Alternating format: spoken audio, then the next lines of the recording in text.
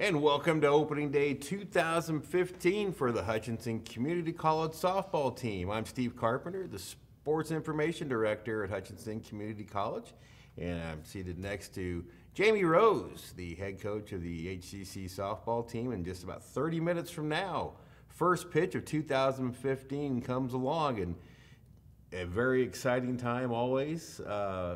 What's opening day mean to you? It's putting together the last 9 months. You know, it's kind of like Christmas morning. You're excited as Christmas morning, but at the same time, I think as nervous as waiting on some news from the doctor, because you just never know. Over the next 20 minutes or so, we will take a look at the 2015 HCC softball team, a team picked to finish 6th in the Jayhawk East this year. But real quickly, I'll look back to last year.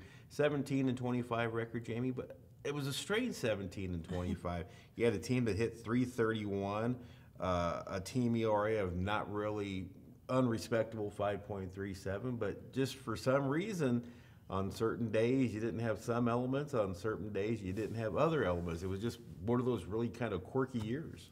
You know, I think, you're just taking a look at the record, you could easily say it was a bad year, but we lost 10 games by 1 run. And I think when we knew it going in, having Sydney Dye coming off shoulder surgery, we were 1 pitcher short, and we asked some relief pitchers to be a starting pitcher for half of the year. And it just kind of always ended up being 1 pitcher short, in the 6th or 7th inning, and 1 run later. Last year's team had .331 team batting average, .513 slugging, on base of .377, 6.2 runs per game. So the offense was certainly on average right there, but even at that, there were just times, lack of execution and really critical times proved costly last year. Yeah, I mean, our offense, we scored enough points to win games. I don't, think that was a huge issue for us. We did go through some slumps here and there. But overall, if I would still go back to pitching, it was always that, the pitchers did a really good job for what they had, and they're 3-4 inning pitchers, and we're asking them to go 5-6 innings. That's a tough task. Well, as the pitchers return, Brittany Olander, a sophomore, comes back 9-9 last year, 4.04 ERA. Let's talk about the pitchers a little bit. I sense that you're excited. You got some pitching depth, but overall you've got a little more of the power type pitcher that I think is more conducive to success in this day's softball game. I think, pitching-wise, we're very excited.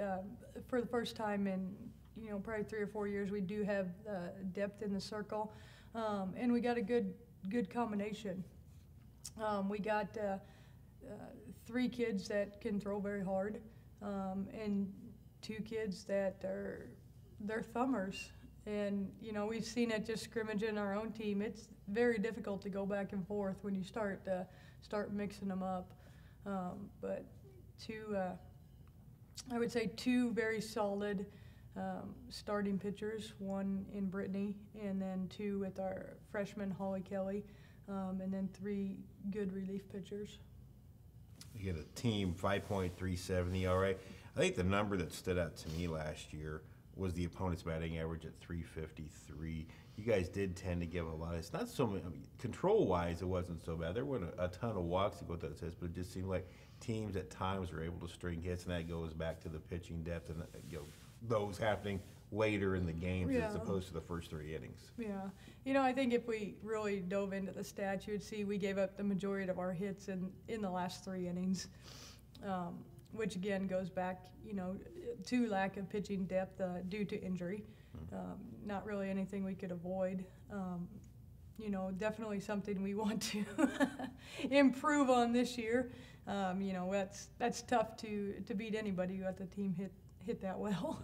Probably the other number from the pitching staff last year, only 4.5 strikeouts per 7 innings. But just the makeup of this pitching staff, that number should improve dramatically, should it not?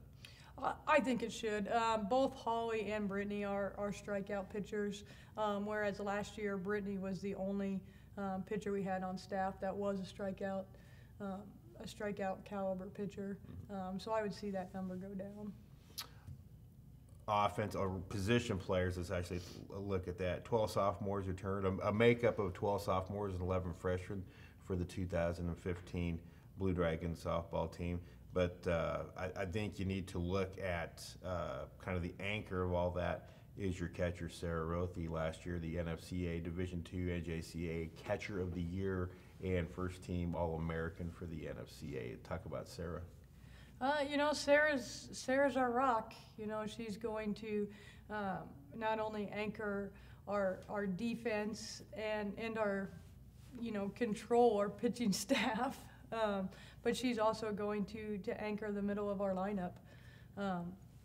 You know, Sarah's not a flashy kid on either end. She's not that loud, outgoing catcher that you sometimes see or think of in that spot. She's our quiet leader back there. You know, same at the plate. You know, I don't think Sarah doesn't do anything flashy. She goes after what the pitcher's going to give her, and it was very successful for her. Sarah Rothy is a freshman, Hutchinson High product, 378 batting average, 11 home runs, 48 RBIs. But behind the plate, I was just amazed. A .991 fielding percentage as a catcher, and she threw out 35% of her would-be base stealers. That is a phenomenal number. It is a phenomenal number, and the first time in 11 years we've ever had a catcher that has that good of numbers behind the plate. I think a huge advantage for us in conference this year is just her returning presence. You know, conference teams know that it is very difficult to steal on her, and I think they're going to have that in the back of their head.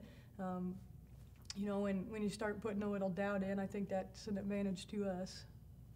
Just talk about Sarah as a receiver and a pitching staff. She's caught Brittany now for her second year, and she has the luxury of having caught the freshman during fall ball. But just, you know, her presence, controlling a game, just receiving the ball and being able to work with the pitchers. You know, I think Sarah does a good job of keeping the pitchers calm.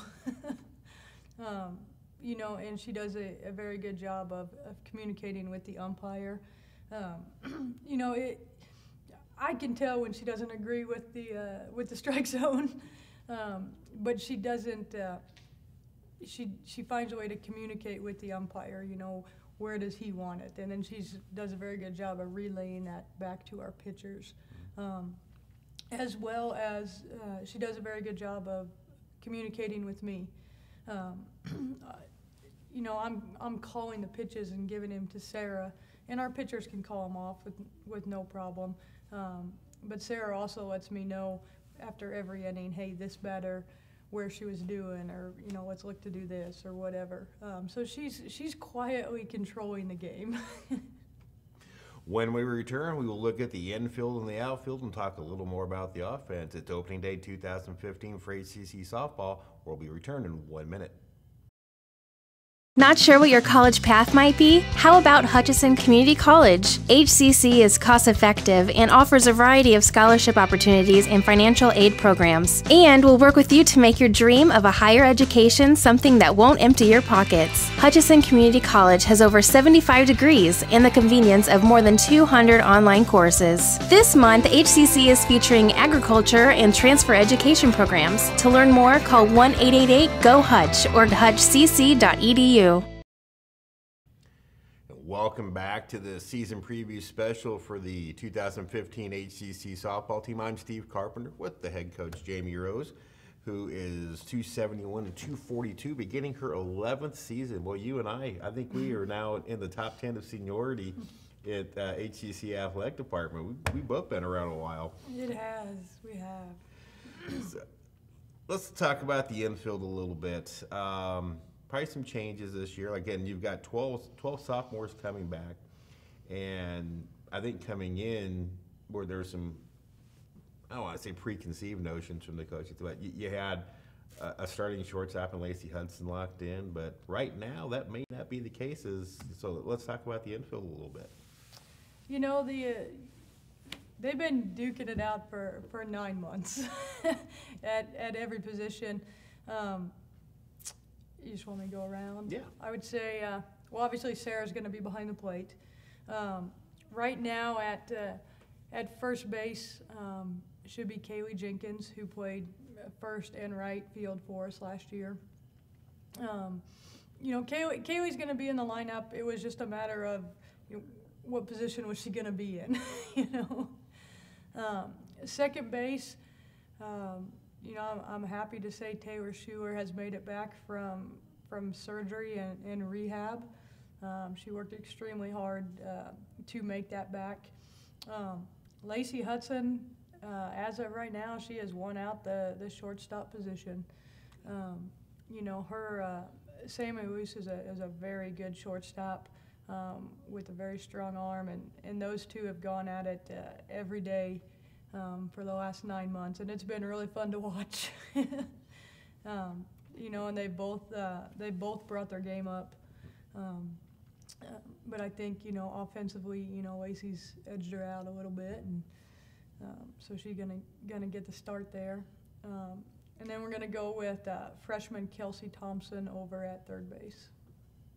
When you look at the returners on the infield, Lacey Hutchinson brings back a .411 batting average. Taylor Schuler, who only played in 28 games after an elbow injury last year, hit .365. Kaylee Jenkins hit .301. So offensively, the sophomores, they're able to rake it pretty good. Yeah, I mean, all three of those kids are not necessarily home run hitters, but they're gap-to-gap hitters. They're going to get a lot of doubles, a lot of RBIs, and you know, they're going to be the anchor. Outfield-wise, maybe the most unsettled of the bunch. You're just still kind of getting a feel. Outfield defense is so important. I think that's kind of where you look at in terms of your outfield, starting more than toward looking at offense. Outfield has been our biggest question. Right field, we're going to go with freshman Nicole Pendleton, who's just done a really solid job at the plate and has done a good job in practice in the outfield for us. In center field, we're going to go with Taylor Bacher. She's the fastest kid on our team. You look at our team, we don't have a lot of speed this year at all, besides Taylor. So we're going to put her in center. And left field is a question for us that we're still trying to duke out, I guess. Taylor Bacher started left field last year, 286 hitter, moves over to center field. One of the nice things, I think, is in about possibly 6 weeks, at least for the women's basketball teams, they hope it's about 6 weeks, the depth even improves as you bring Alex Bloom into the fold. Mm-hmm. Talk about that facet a little bit. And obviously she helped the team last year when she came on board, a two-sport player from Clay Center. But talk about where Alex might fit into this whole thing once she returns to the softball team. Well, we're looking, you know, hopefully it is about March 1st or April 1st when Alex gets back. Alex is the kid that literally can play any position but pitch. So we're, you know, looking for her to be that spark plug, you know, because, you know, when she comes back, regardless of who might be struggling, you know, we can honestly put Alex in any position and be comfortable with that. You know, this fall she played center field for us. She played third, she played short, she played second. She caught a few games. I think she might have even played first 1 or 2 games. So she is just a very versatile kid. But, you know, to go along with Alex is just the depth of our team. We got, we're 2 or 3 deep in every position. You know, so it's going to it makes decisions hard, but it also makes makes life easier in a sense when a kid is struggling. you know, bet. we're not going backwards by any means. You bet. What kind of identity did this team develop during fall ball that you can ascertain? Oh, I know you'll understand this, but this group of kids kind of reminds me of the Megan Hudson's class. They just, they work hard. They don't take themselves overly serious. They like to have fun and joke around with each other. They like to jab at each other, but at the same time, they're not afraid to make the person next to them work. And they've just been really fun to work with in that sense. They're competitive kids, and that's been fun to do day in and day out, because we move kids around in every position and watch them compete. You and I did the photo shoot for the poster late last week. Let's talk about the slogan, "Hold the Rope." I believe Hayden Pixler is the one that kind of came up with that whole motif. But talk about that and what that means to the team. It's just the idea of having your teammates back. It goes back to if your life was in one of your teammates' hands, who would you want to be on the other end of the rope? If you were hanging off a cliff, who would you trust to hold the rope? And we started talking in a sense, if they really want to start talking about championships, then we need to start talking that you're willing to hold the rope for everybody. And it's just, they really bought into it, and they've kind of taken it and run with it. And they saw the picture, and they got things up in the dugout, and they've just really taken to it. And it's kind of fun to see. Sometimes we had a kid got a car stuck in the mud the other day, and 6 freshmen tried to push her out, and they were like, "Coach, we're holding the rope for her, man. We're knee deep in mud here." So it's just been kind of fun to watch them develop around it. Last, let's talk about the home portion of the schedule. A lot of April home games this year, and I think the schedule as a whole is conducive to really helping this team improve as the season goes on. Let's talk about the home season real quick. Tons of home games, which is definitely nice for us.